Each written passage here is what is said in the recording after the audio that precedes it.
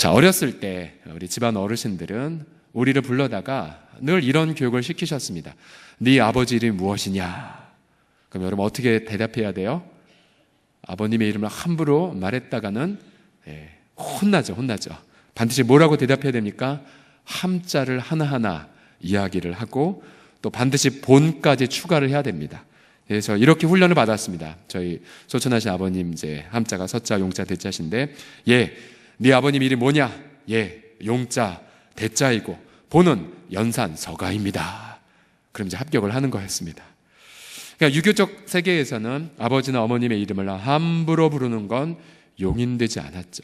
그런데 이 구약 성경의 히브리인들은 부모의 이름을 넘어서 하나님의 이름을 감히 부르지 못하였습니다. 이 하나님의 이제 개인적 호칭은 바로 여호와죠. 여호와 혹은 야훼. 어떻게 발음하는지는 지금 우리는 알지 못합니다. 다만 추정되는 것이 여호와 혹은 야훼인데, 이 여호와 야훼란 출애굽기 3장 13절에 나는 스스로 있는 자니라, 나는 스스로 있는 자이니라 에서 나온 것이 바로 여호와 야훼입니다. 그러니까 주권자, 자존자, 절대자란 뜻이죠. 나는 스스로 있는 자니라. 그러니까 우리의 어떤 인간의 언어로는 이 이름을 제대로 풀 수가 없는 그러한 신비한 이름입니다. 근데 히브리인들은 이 하나님의 이름을 부르기를 두려워했습니다. 왜냐하면 여호와 이름을 망령되이 부르지 말라는 명령 때문이었죠. 그래서 히브리인들은 하나님의 이름 대신에 이 모음을 다 빼버리고 거기에 이 모음을 붙여서 아도나이, 주님이란 이름으로 대신 불렀습니다. 그러니까 여호와가 나오면 감히 부르지 못한 채 아도나이, 주님으로 부르든지, 혹은 차마 여호와를 호칭하지 못하니까 이제 히브리 말로 하셈, 그 이름이라고 그렇게 불렀습니다. 오늘 말씀 때문이죠. 너는 내 하나님 여호와의 이름을 망령되게 부르지 말라. 여호와는 그 이름을 망령되게 부르는 자를 죄 없다 하지 아니하리라 라는 금령 때문이었습니다. 이 망령되게란 히브리어 단어는 샤브라는 단어인데, 이 단어는 헛되게 혹은 거짓되게 혹은 무익하게 등의 뜻을 갖고 있습니다. 그래서 하나님의 이름을 망령되게 부른다는 뜻은 하나님을 진실하게 믿지 않은 채 거짓되게 부르거나 혹은 나의 사욕을 위해 하나님을 이용하는 것, 그 모든 것이 바로 이 망령되는 것에 포함됩니다. 히브리인들은 이 계명 때문에 차마 하나님을 부르지 못하였지만, 그러나 우리 신약에 사는 우리들은 이 계명을 이렇게 적극적으로 바꿀 수 있습니다. 하나님의 이름을 존귀하게 부르자. 하나님의 이름을 존귀하게 부르는 것으로 이 계명을 이 계명을 적극적으로 우리가 순종하고자 합니다. 오늘 짤막하게 하나님의 이름을 존귀하게 부르는 자의 태도 혹은 자세가 무엇인지를 함께 나누어 보죠. 우선 첫 번째로 하나님의 이름을 존귀하게 부르기 위해 필요한 자세는, 첫 번째로 그를 언약의 주님으로 인정하는 태도를 가져야 됩니다. 같이 따라하시겠습니다. 언약의 주님으로 인정하는 자세. 시작. 언약의 주님으로 인정하는 자세. 자, 본문에 하나님의 이름이 여호와로 계시된 첫 번째 장면이 바로 출애굽기 3장이었는데요. 이때 하나님은 나는 스스로 있는 자니라, 그리고 나는 스스로 있는 자가 내가 너를 보내었다라고 말하면서 그 다음 바로 자신의 이름을 이렇게 풀어주셨어요. 3장 15절 같이 읽겠습니다. 시작. 하나님이 또 모세에게 이르시되 너는 이스라엘 자손에게 이같이 이르기를 너희 조상의 하나님 여호와 곧 아브라함의 하나님, 이삭의 하나님, 야곱의 하나님께서 나를 너희에게 보내셨다 하라. 이는 나의 영원한 이름이요 대대로 기억할 나의 칭호니라. 아멘. 자, 하나님의 영원히 기억될 칭호가 뭐라고요? 길죠. 아브라함의 하나님, 이삭의 하나님, 야곱의 하나님입니다. 그러니 우리가 하나님의 이름을 존귀하게 여긴다는 뜻은 첫 번째로 하나님을 가리켜 아브라함의 하나님, 이삭의 하나님, 야곱의 하나님으로 믿고 고백하라는 뜻이죠. 하나님이 자신을 아브라함과 이삭과 야곱의 하나님으로 호칭한 이유가 있습니다. 그 이유는 무엇이냐면 나는 아브라함에게 약속한 언약을 기억하고 반드시 너희에게 실행할 것이다. 나는 이삭에게 언약한 약속을 기억하고 반드시 너희에게 이루어 주리라. 나는 야곱에게 약속한 언약을 기억하고 반드시 응답하여 주리라. 그래서 하나님은 모세를 그들에게 보낸 것이 아니겠습니까? 그리고 하나님은 그들에게 젖과 꿀이 흐르는 땅을 선물로 주신 것이 아니겠습니까? 또 그들을 불러서 열방 가운데에 복의 근원으로 왕같은 제사장으로 부르신 것이 아니겠습니까? 그래서 우리가 하나님 앞에 나아가게 될 때는 그저 그냥 기계적으로 하나님의 이름을 호칭하면 안 되고 반드시 주님이라고 호칭하는 그 순간 내 마음의 자세는 주님, 당신 언약을 지키는 분이시죠. 주님, 반드시 약속을 시건치 않는 분이시죠. 라고 그렇게 믿음으로 하나님 앞에 나가야 됩니다. 이스라엘 백성들은 이 명령을 번번이 실패했죠. 가령 그들이 광야에서 굶주릴 때에 분명히 하나님은 그들을 돌보고 그리고 챙겨주겠다고, 날마다 일용할 양식을 주겠다고 약속하셨지만 그들은 하나님을 언약의 주님이라고 믿지 않고 이렇게 불신했죠. 시편 78편 19절을 보게 되면 그뿐 아니라 그들이 하나님을 대적하여 말하기를, 그다음 같이 읽겠습니다. 시작. 하나님이 광야에서 식탁을 베푸실 수 있으랴. 분명히 그들은 하나님의 이름을 언급했지만 하나님은 일용할 양식을 이 광야에서는, 또 이렇게 많은 식솔들은 책임질 수 없다라고 불신했습니다.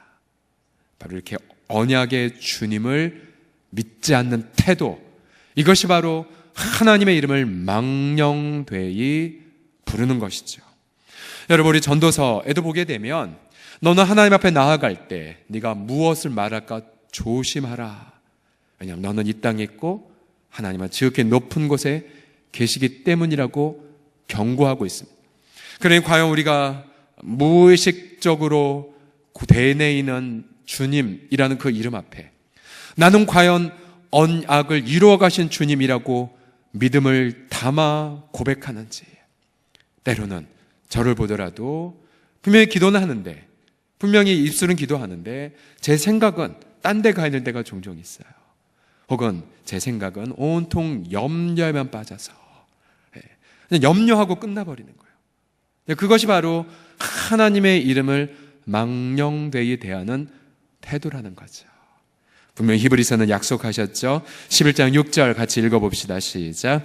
믿음이 없이는 하나님을 기쁘시게 하지 못하나니 하나님께 나아가는 자는 반드시 그가 계신 것과 또한 그가 자기를 찾는 자들에게 상 주신 이심을 믿어야 할지니라. 아멘. 그러게 여러분, 저와 여러분, 우리의 믿음을 한번 점검해 보십시오. 과연 하나님을 정말 언약의 주님으로 믿고 있는가? 과연 하나님을 광야에 세계를 내시는 분으로 믿고 있는가? 과연 하나님을 나에게 일용할 양식을 주시는 분으로 신뢰하고 있는가? 그 언약의 주에 대한 믿음을 분명하게 점검하시고 주의 이름을 존귀케 여기는 우리가 되기를 예수님의 이름으로 축복합니다. 다 같이 고백하겠습니다. 하나님은 언약의 주님이십니다. 시작. 하나님은 언약의 주님이십니다. 두 번째로, 하나님의 이름을 존귀히 부르는 자에게 필요한 자세는, 두 번째로 구원의 주님으로 고백하는 자세입니다. 구원의 주님. 자, 다시 출애굽기 3장으로 넘어가면은 하나님이 모세에게 여호와라고 계시한 이후에 나는 아브라함과 이삭과 야곱의 하나님, 곧 언약의 주님이라고 계시하고 나서 바로 그 다음 절 보게 되면 16절에 이러한 하나님이라고 자신을 계시하시죠. 출애굽기 3장 16절을 보시면 너는 가서 이스라엘의 장로들을 모으고 그들에게 이르기를 여호와 너희 조상의 하나님 곧 아브라함과 이삭과 야곱의 하나님이 내게 나타나 이르시되, 즉 언약의 주님이 나타났는데 왜 나타나셨냐? 내가 너희를 돌볼 것이다. 또 너희가 애굽에서 당한 일을 확실히 보았다. 내가 말하였거니와 내가 너희를 애굽의 고난에서 인도하여 내어 젖과 꿀이 흐르는 땅 곧 가나안 족속 등의 땅으로 올라가게 하리라 라고 모세에게 계시하셨어요. 즉 하나님은 여호와, 그 다음 언약의 주, 그리고 그 결론은 구원의 주가 될 것임을 모세에게 계시하신 것입니다. 나라 하시겠습니다. 구원의 주. 시작. 결국 우리가 하나님의 개인적 호칭 여호와의 이름을 부른다는 것은 바로 우리가 중심으로 그가 나를 이스라엘 백성의 경우 이집트에서 구원했을 뿐만 아니라 우리의 경우는 바로 우리의 죄와 허물에서 건져내실 하나님, 또 그들은 적과 꿀이 흐르는 땅으로 인도함을 받았다면 우리는 바로 하나님의 아들의 그 나라로 인도함을 받을 것을 믿는 것, 바로 여기까지 우리가 믿고 불러야 비로소 하나님의 이름을 존귀하게 하는 것입니다. 이미 구약의 요엘서라는 선지서의 2장 32절을 보게 되면 누구든지 여호와의 이름을 부르는 자는 구원을 얻는다고 말합니다. 왜요? 여호와의 이름이 자체가 이미 구원자이기 때문에 그렇습니다. 구원자. 바로의 경우를 한번 보십시오. 분명히 모세가 여호와의 이름으로 내 백성을 내보내라 라고 말하였을 때 바로는 대놓고 망령되이 여호와의 이름을 부르는 죄를 범합니다. 출애굽기 5장 2절을 보시게 되면 바로가 이르되 여호와가 누구이기에 내가 그의 목소리를 듣고 이스라엘을 보내겠느냐? 나는 여호와를 알지 못하니 이스라엘을 보내지 아니하리라. 바로는 여호와 즉 구원주의 이름을 정면으로 도전했습니다. 그리고 그는 훗날 그 불신앙이란 대가를 톡톡히 치러야 됐죠. 과연 우리는 하나님의 이름을 대할 때에 과연 그를 구원주로 인정하고 높이고 있습니까? 이미 출애굽기 20장 창세기부터 출애굽기만 보더라도 여호와의 이름에 관련된 무수하게 많은 구원의 이름들이 다양한 칼라로 게시가 되었죠. 예를 들어서 아브라함의 경우 자신의 아들 이삭을 바치라는 명령에 순종하려다가 하나님이 이제 됐다, 네 아들 대신에 내 아들 바치지 말라고 말씀하셨을 때에 아브라함의 몸에 보였던 그 양을 바쳤을 때에 아브라함이 고백했죠. 하나님의 산에서 이미 준비되리라. 바로 여호와 이레의 구원을 경험을 하였죠. 또한 좀 더 출애굽기에 가게 되면은 백성들이 마라라는 그 쓴물을 만났을 때에 하나님의 지시하심을 받고 나무를 다르자 쓴물이 단물로 바뀌었죠. 그러면서 그때에 선포된 여호와의 이름이 여호와 뭐죠? 여호와 라파. 바로 치료하시는 하나님이 계시되었죠. 또한 조금 더 나아가서 아말렉 족속들이 이스라엘 백성들을 공격하자 그들은 기도를 통하여 승리했죠. 그때에 계시받은 하나님의 이름이 무엇입니까? 승리하신 하나님 곧 여호와 니시 하나님. 그들은 계속해서 하나님의 이름이 모두 다 치료하시고 준비하시고 승리하신 하나님의 이름으로 계속해서 계시를 받았던 겁니다. 좀 더 뒷부분에 나아가게 되면 예를 들어서 여호와 우리의 의가 되신 하나님, 여호와 치드케누라는 하나님의 이름이 훗날 계시가 되고요. 에스겔서 같은 경우 마지막 장에 보면 여호와께서 거기에 계시다. 그래서 여호와 삼마라는 이름으로도 계시가 됩니다. 수많은 이름들이 있지만 저 5가지 여호와 이름만 한번 같이 불러볼까요? 여호와 이레부터 시작. 여호와 이레, 여호와 라파, 여호와 니시, 여호와 찌드케누, 여호와 삼마. 여러분 이 5가지의 이름들 중에서 특별히 이 시간 붙잡고 그렇게 부르줘야 될, 의지해야 될 이름은 무엇입니까? 수많은 그런 구원주로서의 그 이름들, 여러분 그 이름들을 단순히 입으로만 무의미하게 외치지 마시고 정말로 마음을 실어서 주님은 우리 가정에 이미 앞길을 예비하신 것을 믿습니다. 주님은 우리 자녀들의 마음을 치료하실 줄을 믿습니다. 주님은 우리의 일터에 이 과제 앞에 멋지게 양심을 승리하게 하실 줄을 믿습니다. 주님만이 나의 의가 되시고 주님이 우리의 가정과 일터에 함께 하실 줄을 믿습니다. 진실한 고백을 마음을 담아 고백하는 그런 귀한 기도의 밤이 되시기를 예수님의 이름으로 축복합니다. 마지막으로 하나님의 이름을 존귀하게 부르기에 필요한 자세는, 전 3번이 너무 감격스럽습니다. 언약의 주, 구원의 주. 여러분, 왜 구약에 그렇게 반복되게 나타나는 여호와 이름이 신약에는 언급되지 않은 게 이상하지 않으셨습니까? 왜냐하면 구약에는 모든 여호와, 언약의 주, 구원의 주, 그 모든 그 이름이 바로 이 한자 이름에 다 드러났기 때문이에요. 바로 그 이름은 예수님이십니다. 예수님.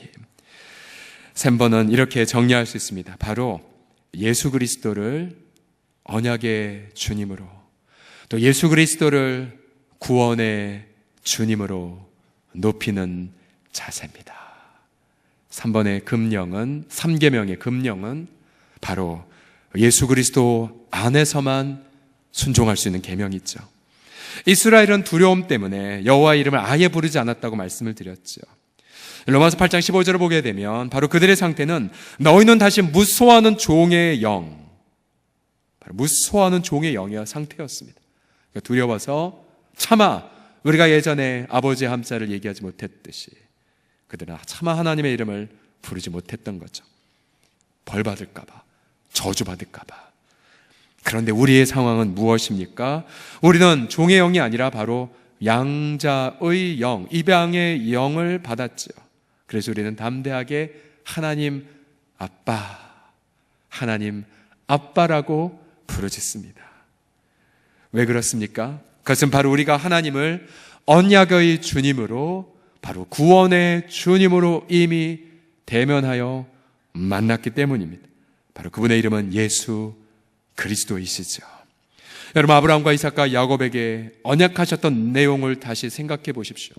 내가 너와 네 후손을 복의 근원이 되게 하겠다. 이삭에게도 야곱에게도.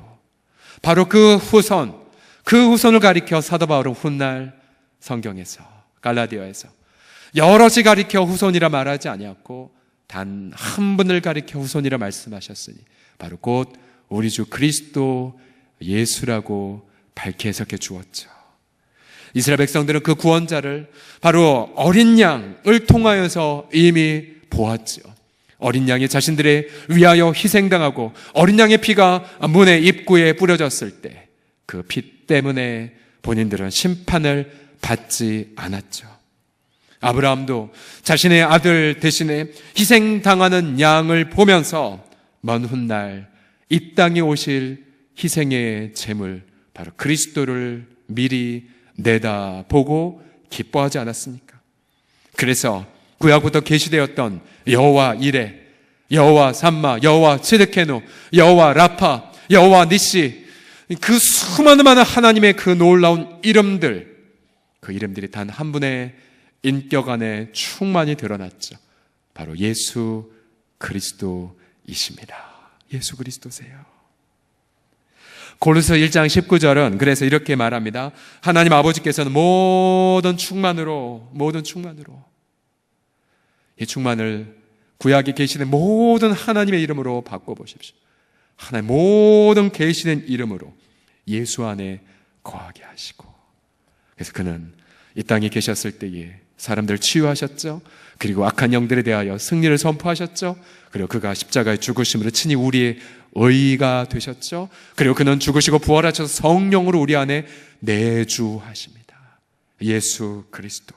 사도 요한복음 1장 18절에서 이렇게 설명하죠. 본래 하나님을 본 사람이 없으되 아버지 품속에 있는 독생하신 하나님이 나타내셨느니라. 여러분, 그러하기에 이 놀라운 복음의 이 내용은 바로 구약에 계시된 여호와의 하나님, 바로 여호와 하나님, 히브리인들이 주 하나님이라고 두려워했던 그 분이 사람이 되셨고, 그리고 그 사람 안에서 그의 사랑과 겸손과 십자가 부활 안에서 우리는 하나님이 누구이시고 어떻게 언약을 지키셨고 어떻게 우리를 구원하셨는지를 선명히 체험했다는 사실입니다. 여러분, 이 계시는 세상 사람들이 받을 수가 없었죠. 너무 어리석어 보였고 믿을 수가 없는 진리였었어요. 어찌 하나님의 이 사람이 되었단 말인가? 어찌 하나님이 죽었단 말인가? 그런데 우리는 성령으로 말미암아 우리의 죽은 마음이 열려져서 우리는 이 놀라운 복음의 진리를 믿게 되었어요. 그리고 예수님 앞에 엎드려 고백합니다. 도마처럼 주는 나의 주, 나의 하나님이십니다. 어떻게 여호와 이름을 망령되이 부르지 않냐고요? 하나님의 이름을 언급하지 않으므로요? 아니에요. 바로 예수 그리스도의 이름을 사랑함을 통해 우리는 제3계명을 순종할 수 있습니다. 만약 우리가 하나님을 믿되 예수님 믿지 않는다고 가정해 보십시오. 이슬람 사람들이 그러죠. 알라는 믿는데 예수는 그냥 선지자에 불과하다. 그러면 그들은 하나님이 보낸 언약의 주의 이름을 부정한 것이고 그들은 하나님 보내신 구원주를 부인한 것이죠. 요한복음 3장 18절에 보면 그 예를 믿는 자는 심판을 받지 아니하는 것이요 믿지 아니하는 자는 하나님의 독생자의 이름을 믿지 아니함으로 벌써 심판을 받았다라고 말합니다. 벌써 심판을 받았다고. 얼마 전 병상에 누운 한 성도님을 신방한 적이 있습니다. 그분은 연로하셔서 모든 기억을 다 잃어버리셨어요. 안타깝게도 자녀들 얼굴을 알아보지 못하셨어요. 그러다 어쩌다 기억이 나오면 딸이냐? 근데 그분에게서 예수님을 믿으시냐고 물어보았습니다. 근데 그분은 평생 기도의 어머니를 살아오신 분인데 모든 기억을 잃어버렸지만 그러나 어눌한 말로 예수님을 믿는다고 아멘이라고 계속 물어봤어요. 예수님이 구원자라고 믿으세요? 아멘. 어눌한 해였지만 그는 예수님을 분명히 고백을 하셨어요. 예수님 때문에 천국 가는 거 믿으세요? 예수님 때문에 우리 죄가 용서받은 거 믿으세요? 아멘. 혹시 모든 기억을 다 잃어버리셔도 예수님은 어머님을 잃어버리지 않으십니다. 잊지 않으십니다. 그리고 그분 속에 계신 예수 그 이름을 확인하며 저도 마음이 무척이나 기뻤습니다. 우리 사랑하는 우리 성도들이요, 우리 구원의 도는 이처럼 단순합니다. 우리가 예수 그리스도의 이름을 높일 때에 하나님은 가장 큰 영광을 받으십니다. 천하 인간에게 다른 이름을 주신 적이 없습니다.